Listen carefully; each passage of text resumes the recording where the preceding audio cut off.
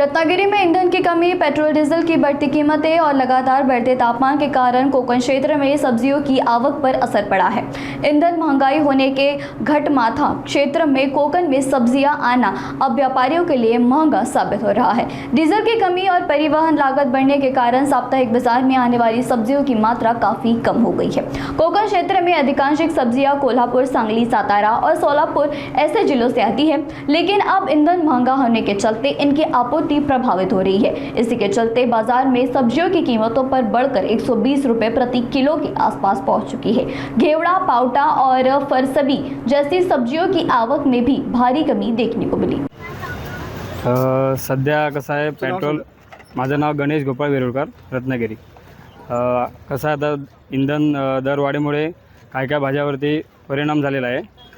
म्हणजे काकडी वगैरे, गाजर, त्यानंतर मिरची, टोमॅटो, आलं, कोथिंबीर, त्यानंतर पालेभाज्यामध्ये सगळ्या थोडे रेट वाढलेले आहेत. आणि कसं आहे, काकडी वगैरे पण महाग झालेली आहे. आणि माल कसा आहे, कमी जास्त येत असतो, त्यामुळे रेट थोडे वाढलेले आहेत. आणि ईद असल्यामुळे आणखी टोमॅटो, मिरची, आलं, पुदिना वगैरे थोडे रेट वाढलेले आहेत. त्यानंतर फरसबी, घेवडा पण थोडा महाग झालेला आहे, कारण का ते आता या सीझनमध्ये थोडा येत नसतो, त्यामुळे तो रेट वाढलेला आहे.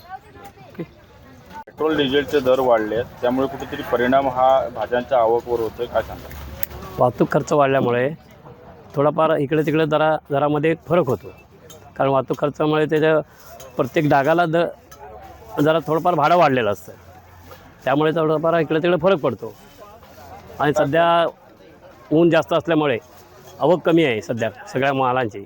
घेवडा म्हणा, फरसबी म्हणा किंवा पावटा, त्याच्यामुळे त्याचा जरा दर महाग आहे. 100-120 रुपये विक्री आहे.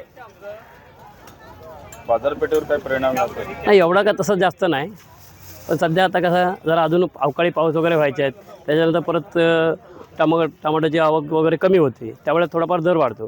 परत ऑगस्टमध्ये नवीन आवक चालू झालं की परत त्यावेळेस एकदम दर कमी होतो.